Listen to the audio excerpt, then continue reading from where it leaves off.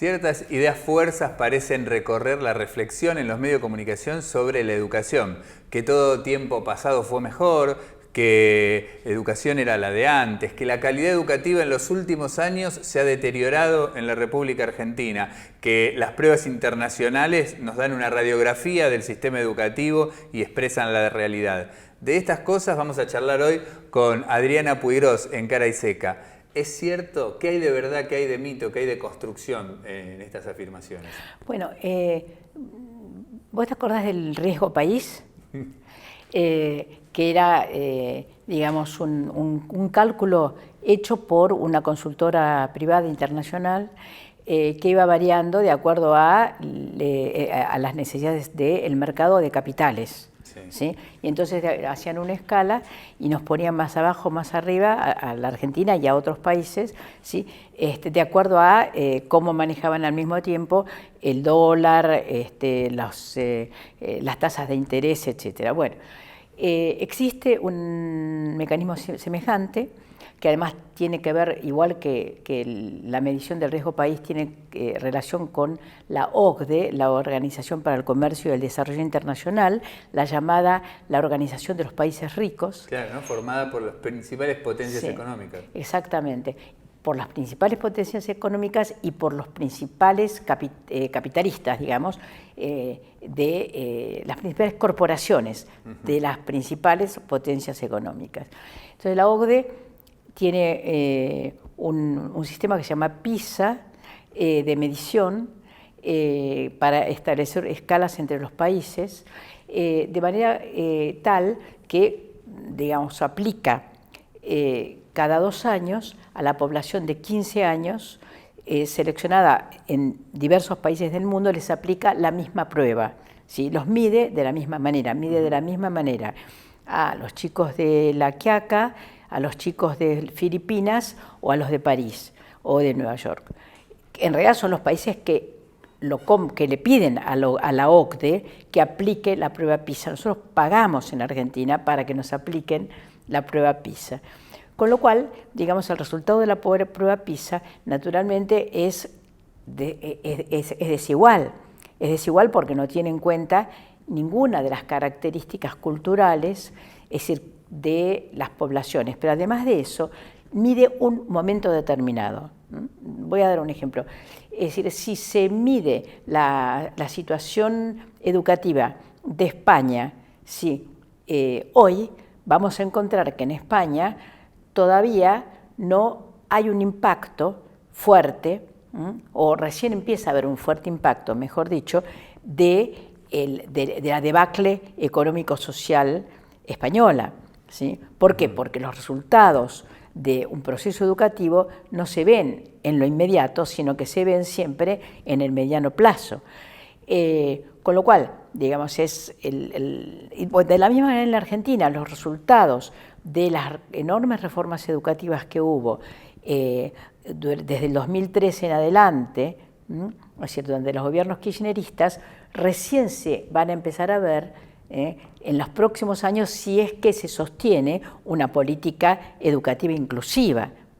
La prueba PISA lo que hace es tomar un determinado momento sin tener en cuenta cuál es el proceso educativo. Si nosotros comparamos la curva de Portugal, por ejemplo, y la de Argentina del 2003 al 2014-15, vamos a encontrar que la curva en el caso de Portugal baja abruptamente y la de Argentina sube, pero la prueba PISA toma un solo momento, ¿sí? De manera tal de poder mostrar cómo México, Argentina, Chile, Colombia, etcétera, son países, Brasil sin duda, son países en donde el Estado ha fracasado en la educación pública, por lo tanto el mercado puede ingresar ofreciendo, ¿sí?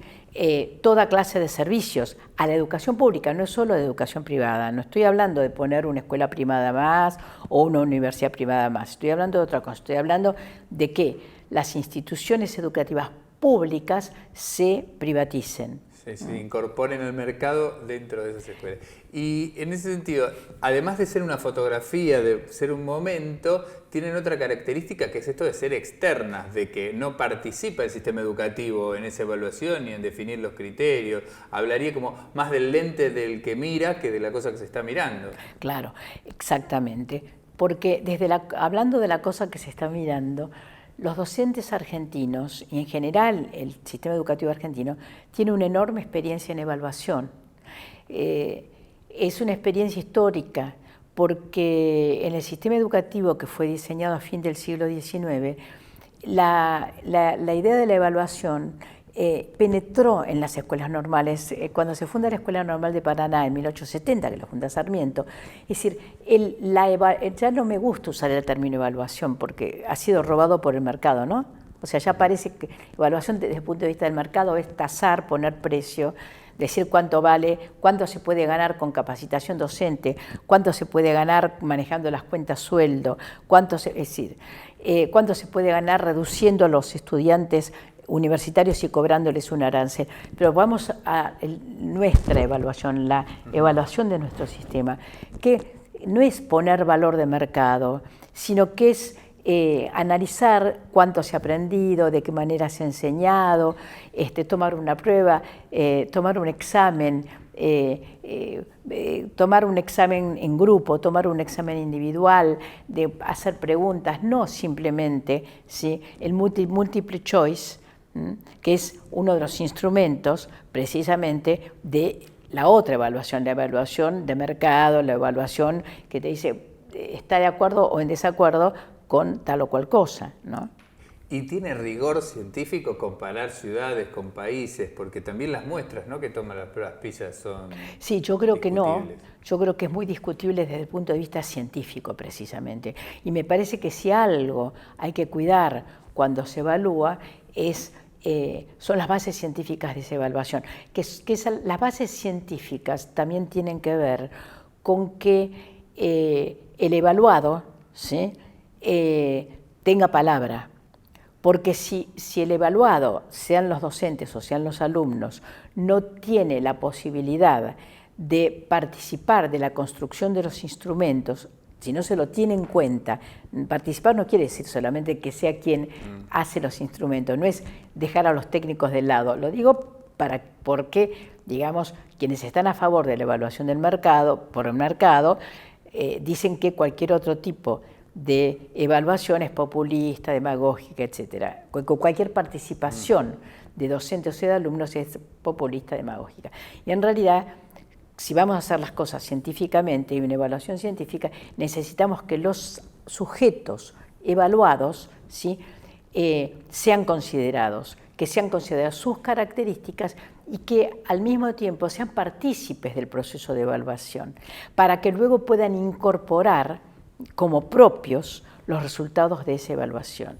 Si el docente no puede sentarse a considerar, ¿sí?, los resultados de una evaluación, difícilmente va a poder corregir, ¿sí?, algunas de sus prácticas. En cambio, si el docente siente que la evaluación es propia y el alumno también, si entienden cuáles son los criterios con que se evalúa, si se evalúa con criterios de la propia sociedad, con criterios que se refieren a objetivos sociales compartidos y culturales compartidos, a objetivos de la enseñanza compartidos, entonces la evaluación pasa a ser algo propio. Ahora sí, como vos decías, en realidad lo que se hace es aplicar, un modelo totalmente externo, ¿sí?, con indagaciones que no tienen nada que ver con los objetivos compartidos por una sociedad. Entonces la evaluación simplemente da como resultado una clasificación que le sirve al mercado. Y que además es un negocio para las empresas que realizan la evaluación. Bueno.